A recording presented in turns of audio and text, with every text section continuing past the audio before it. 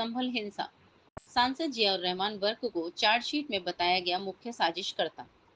22 पर दर्ज हुए गंभीर आरोप। संभल में 24 नवंबर 2024 को जामा मस्जिद के सर्वे के विरोध में भड़की हिंसा को लेकर बड़ी कार्रवाई हुई है।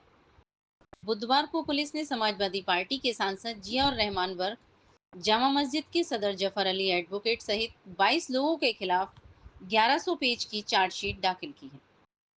इसमें सांसद वर्ग को हिंसा का मुख्य सूत्रधार बताया गया है। उन पर लोगों को उकसाने, भीड़ जुटाने और माहौल को भड़काने के गंभीर आरोप लगे हैं। जांच के दौरान पुलिस ने mobile call detail report CDR को अहम साक्षी के रूप में पेश किया, जिससे पता चला कि सांसद बेंगलुरु से जफर अली को फोन कर सर्वे का विरोध करने और लोगों को मस्जिद में इकट्ठा करने के निर्देश दे रहे थे। कॉल रिकॉर्ड्स में हिंसा से पहले और बाद में दोनों के बीच कई बार बातचीत हुई थी। चार्जशीट में जफर अली और पुलिस को गुमराह करने और गलत साक्ष्य देने का आरोप लगाया गया है। अन्य आरोपियों पर हत्या की नीयत से हमला, सरकारी काम में बाधा, सार्वजनिक संपत्ति को नुकसान, नफरती भाषण और आपराधिक साजिश के आरोप लगाए गए हैं। हालांकि विधायक इकबाल महमूद के बेटे सुहेल इकबाल को जांच में क्लीन चिट दी गई है। एसपी कृष्ण कुमार बिश्नोई ने बताया कि 12 में से 11 मामलों में चार्जशीट दाखिल की जा रही है और अंतिम मामले में भी जल्द रिपोर्ट पेश की जाएगी। हाईकोर्ट ने सांसद वर्ग की गिरफ्तारी पर फिलहाल रोक लगा रखी है, लेकिन 8 अप्रैल को उनसे 4 घंटे लंबी पूछताछ हो चुकी है।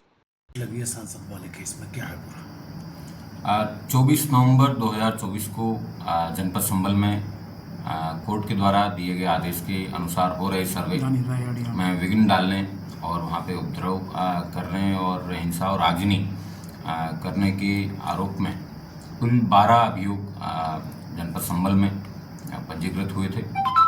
उनमें से 7 अभियोग पुलिस के द्वारा पंजीकृत कराए गए थे, 5 अभियोग है वो आम जनता के द्वारा करवाए गए थे। उन सभी अभियोगों में कल चार्जशीट है वो दाखिल की जा चुकी है। उनमें सबसे महत्वपूर्ण 335/24 जो उस दिन हुई हिंसा की कंस्पिरेसी के बारे में लिखी गई थी। उस अभियोग में कल जियाउर रहमान वर्क जो कि यहाँ के सांसद हैं उनको चार्जशीट किया गया है और उनके साथ में एक अन्य नामजद अभियुक्त सुहेल इकबाल उनकी वहाँ पे घटनास्थल पर मौजूदगी, घटनास्थल के पास में मौजूदगी पाई गई, लेकिन उनसे कई घंटों की पूछताछ करने और अन्य साक्ष्यों के संकलन के बाद में किसी प्रकार के साक्ष्य उनके खिलाफ नहीं पाए गए, इसलिए उनकी नामजदगी गलत पाई गई। और इसके साथ में 23 अन्य लोग को गिरफ्तार करके इस केस में ऑलरेडी जेल भेजा जा चुका है और जफर अली नाम के व्यक्ति जो कि जामा मस्जिद के सदर भी हैं, उनकी और जो यहाँ के सांसद हैं उनकी देर रात्रि तक बातचीत, उससे पूर्व में 22 नवंबर को उनके द्वारा इकट्ठी की गई भीड़ और इस तरीके के तमाम साक्ष्यों के आधार पर पुलिस के द्वारा बखूबी अपराध पाए जाने पर उनको चार्जशीट किया गया है। इस मुकदमे को चंदौसी कोर्ट में चार्जशीट दाखिल की गई है। जल्द ही चार्ज फ्रेम होने के बाद में ट्रायल की स्टेज पर लाया जाएगा। अन्य मुकदमे ट्रायल की स्टेज पर आ चुके हैं। उन सभी के अंदर पुलिस के द्वारा प्रभावी पैरवी करके सजा कराई जाएगी।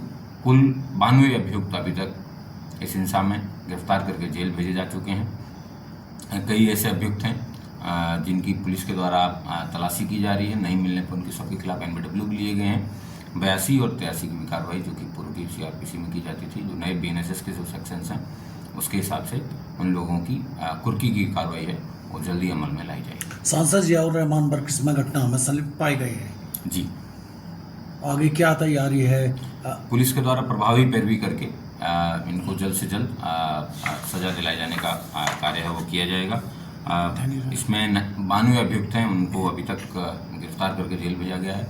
पुलिस को अन्य जितनी भी एजेंसीज हैं जिसमें क्राइम सीन रिकंस्ट्रक्शन करवाया गया था, चाहे उसकी रिपोर्ट हो, चाहे बैलिस्टिक रिपोर्ट हो, चाहे एफएसएल की रिपोर्ट हो, मेडिको लीगल रिपोर्ट हो, इस तरीके की तमाम इंडिपेंडेंट एजेंसी से आने वाली रिपोर्ट्स हैं वो पुलिस के द्वारा इकट्ठी कर ली गई हैं और उन सबको माननीय न्यायालय में भेजा भी जा चुका है।